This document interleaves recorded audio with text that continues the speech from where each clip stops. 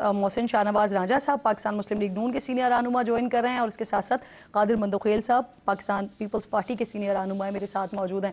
Sir, PTI peoples party किस तरह से देख रही है सारे एपिसोड को, इस सारे मामले को? गवर्नर साहब की बातें तो हम सुन रहे हैं, लेकिन जब उनसे बात की जाती है तो वो कहते हैं कि वो एक सूबे के गवर्नर हैं, तो वो उस हैसियत में बात करते हैं। दूसरी तरफ आसफा साहिबा के भी हमने कुछ स्टेटमेंट्स देखे हैं जो उन्होंने इमरान खान के हवाले से बड़े अपने कंसर्न का इजहार किया है, उनकी जान के हवाले से बात की है। पीपल्स पार्टी किस तरह से देख रही है इस सारे मामले को पीटीआई के? किरण साहबा, अगर 1 मिनट मुझे दे दे। शौकत यूसुफजई साहब को आपने अलग इंटरव्यू किया, पता नहीं उनको हमसे खौफ था या हमें इनके खौफ से दूर रखना था आपने। एक बात तो उसने बड़े वाज़ेह बता दी है कि इमरान खान साहब को मैं मशवरा देता, और क्योंकि उनके लिए हमने मुसीबतें बढ़ा दी है। अब मुसीबतें क्यों नहीं बढ़ाएंगे कि एक खातून जिसको ये मानता ही नहीं है, और वो पोलन देवी का रूप धार के और जिस तरह रियासत पे चढ़ाई की उन्होंने बात की है, और पठानों को गैरत दिलाने के लिए जो कि पहले से गैरतमंद है, और उनको बलि चढ़ाने के लिए और उनको मरवाने के लिए तो कोई कसर नहीं छोड़ा उन्होंने। और फिर जो स्पीच किया था उन्होंने कि मैं आखिरी खातून होंगे वहाँ से जाने का, और वो सबसे पहले खातून वहाँ से भागने में साबित हो गई है, और साथ में गंडापुर को भी ले गया।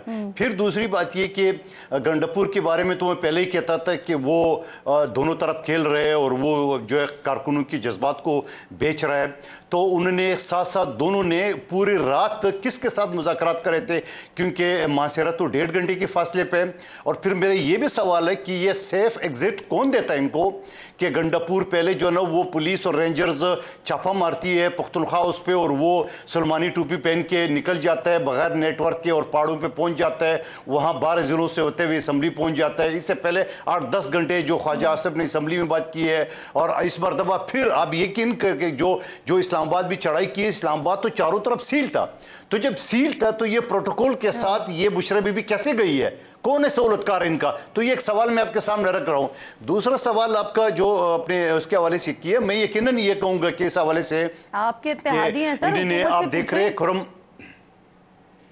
जी, मैं सबके सामने सवाल रख रहा हूँ, मैं हुकूमत की बात नहीं कर रहा हूँ, मैं सबके सामने सवाल रख रहा हूँ। दूसरी बात ये कि उनके अपने सूबे में आप देख रहे पड़ाचिनार में या खुरम जलसी के,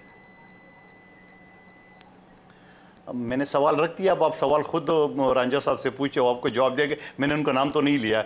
लेकिन दूसरी बात ये कि आप देख रहे, हम पहले ही कहते थे पेशावर के अलावा खैबर पख्तूनख्वा के किसी शहर में हुकूमत के रिट कायम नहीं है। 18वीं तरमीम के जरिए तहत जो है ना सूबाई हुकूमत के पास अमन अमान का मसला है। आप देख रहे हैं कि 125 लाशें गिर चुकी है पड़ाचिनार में, और वज़ीर आला जो है ना इतनी फुर्सत नहीं हो सके कि वहाँ जा सके और इस्लामाबाद पर चढ़ाई के लिए और फिर इस तरह दुम दबा के भागने में तो बड़ा माहिर है। तो मैं ये समझ रहा हूँ कि इन चीज़ों के हवाले से जो मौजू चल रहा है, या जो आपने बिलावल साहब की बात की, यकीनन इस बात ये कि वो बिलावल साहब ने कहा कि ये इस्लामाबाद में 100 लाशें ढूंढ रहे, 100 लाशें उधर जाके पड़ाचिनार में ढूंढ ले, जो वहाँ कत्लेआम जारी है और आपका कोई हुकूमत नाम को कोई चीज़ नहीं है। तो मैं ये समझ रहा हूँ, माजी की बातें मैं नहीं कर रहा हूँ, जहाँ बन्नू जेल टूट के एक ताला तक नहीं टूटा, एक फायर नहीं हुआ और 400 मुजरिम को साथ ले गए। और फिर ये भी मैं कहूँगा कि एक तजज़िये के मुताबिक जो हमारे वो ये यकीनन कादिर साहब बहुत तकलीफ दे पहलू है, बहुत तकलीफ दे पहलू है। इस प्रायोरिटी पारा चनार ही होना चाहिए थे इस वक्त सबकी।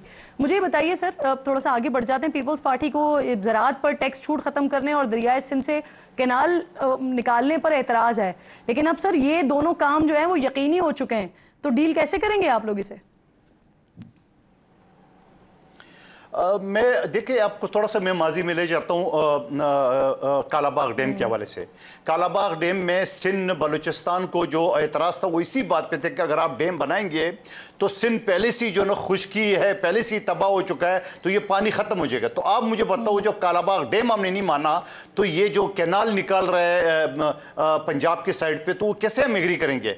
आप देखिए कालाबाग डैम कितना अरसा हो चुका है कि वो नहीं बन सका, लेकिन उसकी वजह ये थी। तो अब ये समझ लो कि हमारे ये कोई जेन्युइन मसला नहीं है। अगर आप मजीद नहरें निकालेंगे और हमसे कोई मशावरत नहीं करेंगे, आप अपना मनमानी करेंगे, तो फिर मैं ये कहूँगा कि फिर भारत के ऊपर आप क्यों एतराज़ करो कि भारत ने जो है ना वो पानी रोक दिया, पानी छोड़ दिए, तो फिर आप वही हमारे साथ करो, आप पानी रोक दिए, पानी छोड़ दिए, यही तमाशा आप करेंगे। और यहाँ पर जो है ना हम जो हमारी ज़राअत पहले से तबाह हो चुकी है, सैलाब की वजह से मजीद तबाही का शिकार होगा। तो ये मेरे ख्याल में जायज़ मुतालबात है, इसमें किसी को एतराज़ तो नहीं होना चाहिए।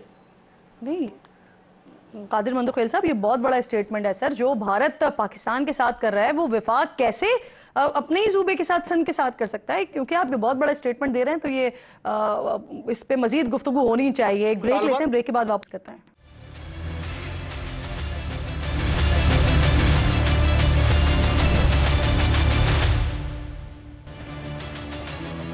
प्रोग्राम में एक बार फिर आपको खुशामदीद कहती हूँ। मेरे साथ कादिर मंदोखेल साहब साथ मौजूद हैं, मोहसिन शाहनवाज रांझा साहब भी ज्वाइन करने वाले। सर, हम डिबेट छोड़कर गए थे, आपने एक बड़ा स्टेटमेंट दे दिया था। आप कह रहे थे कि विफाक वो कर रहा है सिंध के साथ जो भारत पाकिस्तान के साथ कर रहा है। मैंने ये कहा, किरण साहब दोबारा सुन ले, मैंने ये कहा कि हम भारत से गिले शिकवे कर रहे हैं कि वो पानी पाकिस्तान का रोक रहा है, छोड़ रहा है, तो वो वही चीज़ पंजाब क्यों दोहरा रहा है? क्योंकि यकीनन अगर वो 6 नहरें निकालेगा सिंध, दरिया सिंध से, तो बचता क्या पीछे? पहले से बंजर ज़मीन है, पहले से यहाँ पीने को पानी नहीं है। तो मैं ये समझ रहा हूँ कि पंजाब को सोच समझ के करना चाहिए। और दूसरी बात, सिंध में रहने वाला कोई भी सिंधी है, चाहे किसी पार्टी को, इवन के मुस्लिम लीग नून से हो, वो भी इनको मानने को तैयार नहीं है। तो ज़रा अपने लोगों से पूछे, इनकी जो क़यादत है यहाँ सिंध में, वो भी इनको मानने को तैयार नहीं है। बाकी पार्टी से दूर की बात है। तो मैं समझ रहा हूँ पंजाब को जो है ना, वो बड़े भाई का किरदार अदा करना चाहिए, पंजाब को इस तरह नेज पे नहीं लाना चाहिए। तो हम बिल्कुल आपके जो तहफ़्फ़ुज़ात हैं, जो शिकवा है, वो उनके सामने रखेंगे और उनसे इस बात का जवाब भी लेंगे। लेकिन आज बिलावल साहब नेशनल एक्शन 2 प्लान की बात कर रहे हैं। सर, क्या जरूरत महसूस हो गई है इस वक्त? पहले 1 पर तो अमल कर लिया जाए मुकम्मल तौर पर। जी बिल्कुल, आपकी बात दुरुस्त है। पहले वाले पे तो मुकम्मल, आधे पे भी नहीं हुआ। 20 जो नेशनल एक्शन प्लान 20 पॉइंट्स थे, उसमें से आधे पे भी बात नहीं हुई है, आधे पे भी अमल नहीं हुआ। और मैं इसको यूनिवर्सिटी में भी पढ़ाता रहा नेशनल एक्शन प्लान के हवाले से, और मुख्तलिफ डिबेट में इसका जिक्र करता रहा। तो यकीनन उसको रिवाइज करने की भी ज़रूरत है, क्योंकि उस वक्त जो सूरत थी वो कुछ और थी, अब सूरत कुछ और है। अब तो ये डिजिटल मीडिया, सोशल मीडिया जो दहशत गर्दी के लिए इस्तेमाल करे, तो यकीनन उसमें मजीद पॉइंट्स एड होना चाहिए। तो इस वजह से बिलावल साहब ने, जहाँ तक मेरा ख्याल है, उसने जिक्र किया है कि एक नेशनल एक्शन प्लान के हवाले से जो है ना मजीद उसको तरमीम करना चाहिए, जहाँ तक मैं समझा उनकी बात। अच्छा, बिलावल साहब ये भी कह रहे हैं कि अब चाहे बात लाठी से हो या बातचीत से हो, पाकिस्तान में सियासी इस्तेहकाम लाना पड़ेगा। लाठी से सर कैसे और क्या हल निकलेगा? और जहां तक पीपल्स पार्टी की तारीख रही है, तो आप तो कभी इसके हम ही नहीं रहे। लाठी का सारा मलबा भी हुकूमत पर गिरता है, पीपल्स पार्टी तो साइड में बैठती है सर, इत्तेहादी बनकर। किरण साहिबा, आपको याद होगा कि पीटीआई वाले 9 मई के हवाले से कहते थे हमें क्यों नहीं रोका गया, कोर कमांडर हाउस में आने के घुसने के क्यों दिया है, हम जो तोड़ फोड़ करे थे शोधा का, हमें क्यों रोका गया, क्यों ना रोका गया। और 26 नवंबर के हवाले से कहते हमें क्यों रोका गया।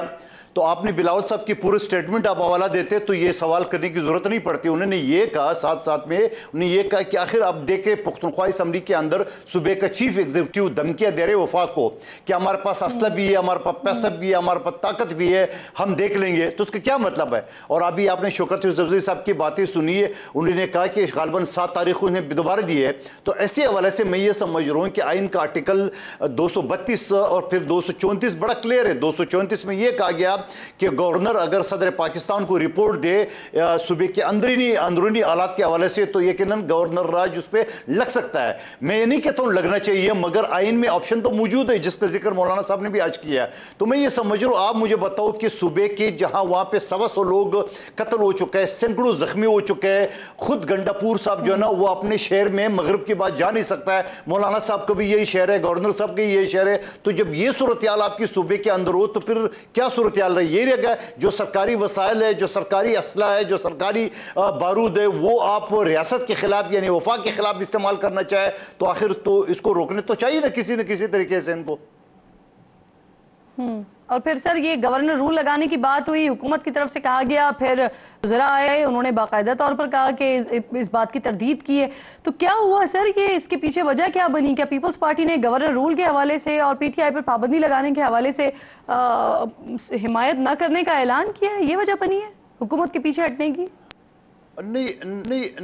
नहीं नहीं, पहले भी आपको याद होगा पीटीआई के ऊपर पाबंदी का बाकायदा जो ना वजीर इत्तलात अता तारड़ ने प्रेस कॉन्फ्रेंस की है, लेकिन पीपल्स पार्टी और मैंने मुख्तलिफ शो में इसकी मुखालफत की है, ठीक है। अच्छा, उसके बाद जो गवर्नर राज की बात है, गवर्नर राज यकीनन मैं नहीं समझ रहा हूँ कि आजकल में लगना चाहिए। वजह यह है कि पीटीआई खुद टूट फूट के शिकार हो चुकी है। अभी आपने शौकत यूसुफजई साहब की बात सुनी कि बुशरा बीबी कौन है, उसका पार्टी से क्या वास्ता, और ये वही बुशरा बीबी है जो पूरे क़यादत को बेगैरत और बेशर्म कहते थे। तो उस वक्त वो पार्टी की थी, अभी पार्टी की नहीं है। फिर जो उसकी तर्जमान थी कल वो यूसुफजई मशाल यूसुफजई साहबा, वो जब आई कि उसकी तर्जमान बन के, वरना ये कहता था कि सियासी नहीं है, ये घरेलू खातून है, और उसको आज वहाँ से काबीना से निकाल दिए। तो ये टूट फूट का शिकार है। तो इस टूट फूट के शिकार में मैं नहीं समझ रहा हूँ कि पीटीआई पे पाबंदी का और या गवर्नर राज लगाने की इस वक्त जरूरत है। हाँ, अगर उसी तरह सियासत की चढ़ाई का हो तो आर्टिकल 234 बातचीत या लाठी की बिलावल साहब बात कर रहे हैं, तो फिर ये बताइए कि लाठी से कैसे मसले का हल निकलेगा। और अगर आप मुझे इजाजत दें, क्योंकि आप शिकवा कर चुके हैं, तो मैं जरा शिकवे का जवाब भी ले लूं और फिर डिबेट को आगे बढ़ाते हैं। मोहसिन शाहनवाज रांझा साहब मुझे ज्वाइन कर चुके हैं। सर बहुत शुक्रिया, अस्सलाम वालेकुम। मुझे सबसे पहले ये बता दीजिए रांझा साहब के एक शिकवा यहाँ पर हो गया है, बिलावल साहब को ज़राअत पर टैक्स छूट खत्म करने और दरियाए सिंध से कैनाल निकालने पर एतराज है। पहले भी ऑब्वियसली वो इस बात का शिकवा कर चुके हैं। हुकूमती कमेटी अब तक उनके तहफ़्फ़ुज़ात दूर क्यों नहीं कर सकी है सर? देखिए, मैं ये समझता हूँ कि ये फैसले सारे जो हैं ये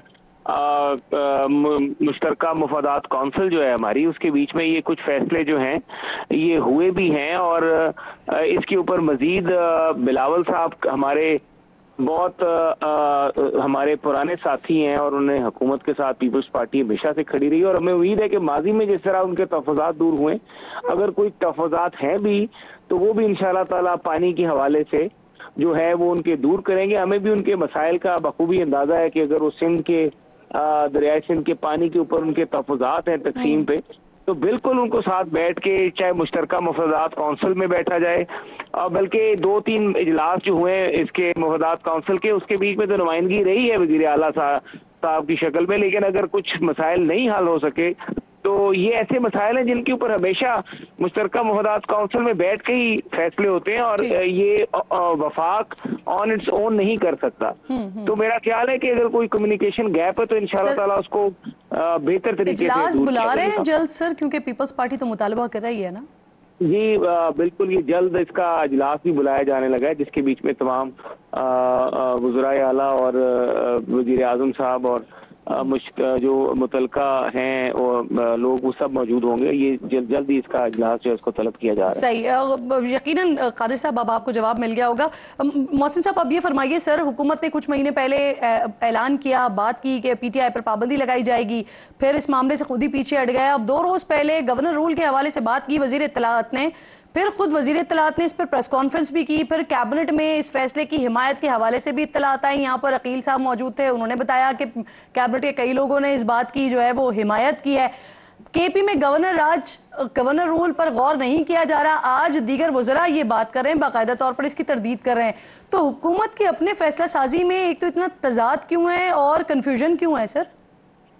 देखिए, इसके ऊपर बातचीत गवर्नर राज के ऊपर जो उनका रवैया रहा है वो हुई है, लेकिन अभी जो देखें सियासी सूरत-ए-हाल जो होती है वो यकसां बदली जाती है, और वफाक की तमाम सूबे इकाइयाँ हैं, और हम तो ये चाहते हैं कि वफाक में जितने भी सूबे हैं उनको साथ लेके चलें, और अगर अवामी मैंडेट किसी भी सूबे के पास मौजूद है तो उस अवामी मैंडेट का एहतराम किया जा सके, जहाँ तक कि वो सूबा कानून और आइन के दायरा कार में रह के काम करता है।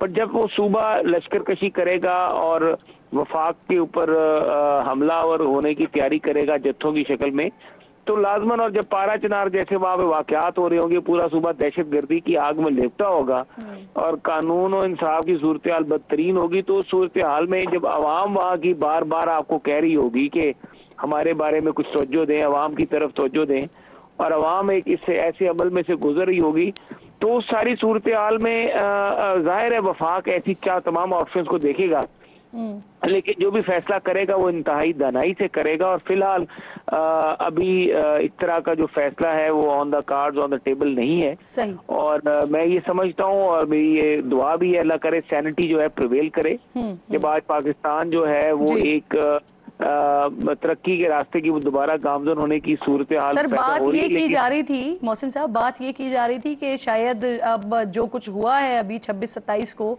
उसके बाद पीटीआई को यह एक सबक मिला है या फिर वो 6 महीने 1 साल पीछे चली गई है। लेकिन आज फिर असेंबली में वजीर आला साहब ने बाकायदा तौर पर इस्लामाबाद आने की बात भी कर दी, फिर वो गोली बारूद के हवाले से भी उन्होंने बता दिया। तो सर अगर आप दोबारा आने की कोशिश करते हैं तो क्या करेंगे? क्या पहले से बातचीत की कोशिश की जाएगी ताकि जो भी कुछ हुआ वो दोबारा ना हो? देखिए, मैं ये समझता हूँ कि जहाँ पर भी लापरवाही और नेग्लिजेंस है, चाहे वो किसी तरफ भी हो, और हर एक को अपनी जिम्मेदारी का एहसास करना चाहिए।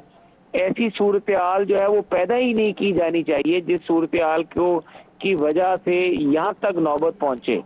जब आपके पास बैरून मुल्क सरमायाकारी के हवाले से मुख्तलिफ अहम रियासती ओहदेदार जो हैं वो मौजूद हैं, और उस सूरत में आप इस्लामाबाद पे लश्कर कशी कर रहे हैं और अंदर आ रहे हैं, तो सिक्योरिटी जहाँ पे आपका डिप्लोमेटिक इनक्लेव है, आपकी सिक्योरिटी वहाँ पे हाईली अलर्ट होती है, वहाँ पर आप किसी मॉब को आने की इजाजत नहीं दे सकते। और वहाँ पे मॉब को ये बात की गई थी कि अगर आप पहले किसी जगह पे बैठ के बातचीत करना चाहें तो हो सकती है, लेकिन जब जबरदस्ती दी चौक की तरफ आने की कोशिश की गई तो जाहिर है फिर रियासत ने भी अपने हरकत में आना, और पहले ही वार्न कर दिया गया था कि इस एरिया को छोड़ दें।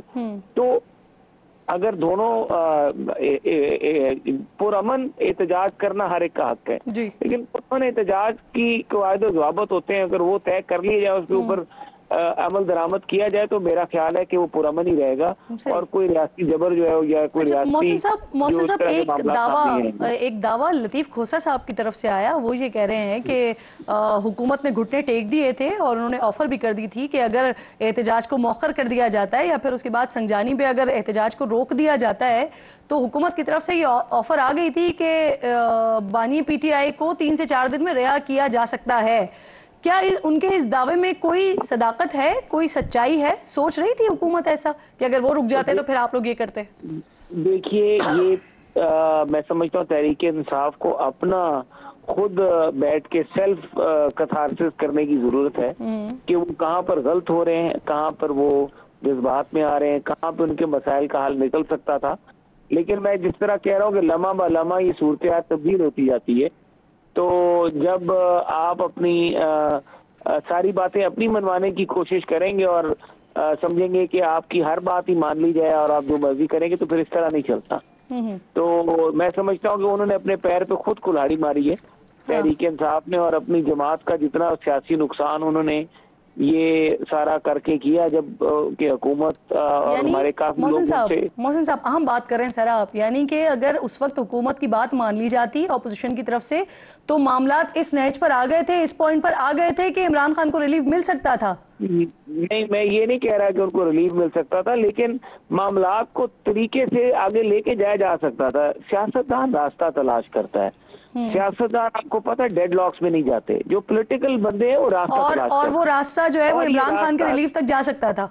ये रास्ता देखें, ये रास्ता तलाश करें, बैठे रियासत से बात करें, जो भी इनके इश्यूज हैं हुकूमत के साथ बैठे, पार्लियामेंट में बैठे हैं। हम तो इनको यही कह रहे हैं कि आप पार्लियामेंट में आए, ये आप गलत रास्ता अडॉप्ट करके बैठे हुए आप सर तहरीक इंसाफ के कासिम सूरी साहब वो इल्जाम लगा रहे हैं कि इमरान खान को कोई ऐसी चीज दी गई है जिससे उनका ज़हनी तवाजुन बिगड़ने का खतरा है। फिर कहा गया कि उन्हें जेल से शिफ्ट कर दिया गया है, लेकिन अलीमा खान जो उनकी बहन है वो कह रही है कि ये कयास आराइयां हैं और कयास आराइयों पर यकीन ना करें।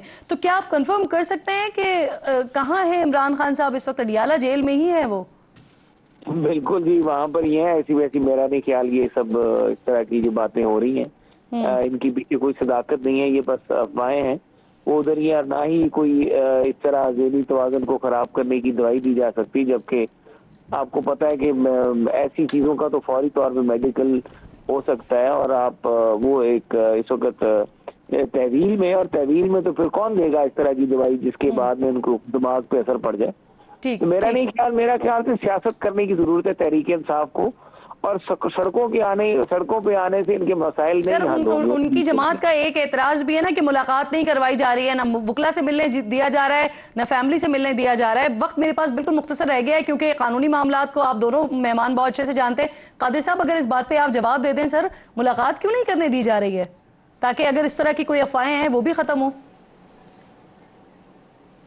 क्या ये इल्ज़ाम पहली मरतबा लगा है? और कासिम सूरी साहब जो खुद भागा हुआ है, उनको कैसे पता चला कि उनको ऐसी दवा दी गई है, जब यहाँ की आदत है उनकी मुलाकात नहीं हुई है और इससे पहले इस तरह झूठे दावे पहले भी किए गए थे, वहाँ टेस्ट हो गए थे, सब चीज़ क्लियर हो गई है, तो ये तो बार बार तो नहीं होगा।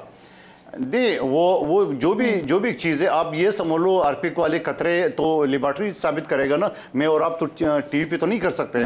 दूसरी बात ये कि ये बार बार जब इनकी मुलाकात रुक जाती है तो इस तरह ये हरबे इस्तेमाल करते हैं। तो मैं समझ रहा हूँ कासिम सूरी साहब बड़ा गैरतमंद आदमी है और उनको आना चाहिए पाकिस्तान, जहाँ उन्होंने पश्तूनों को मरवाने के लिए, इस्लामाबाद पे चढ़ाई करने के लिए इस्तेमाल करते हो, खुद उनको अमेरिका से आके इसको फेस करना चाहिए। ठीक ठीक, आप दोनों मेहमानों की शुक्रगुजार हूँ, प्रोग्राम में साथ मौजूद थे। और जो रानू इस तरह का दावा करें उनके लिए आप कह रहे हैं कि उनको खुद पाकिस्तान आना चाहिए और फिर इस तरह की बात करें तो शायद कुछ समझ भी आती है। बहुत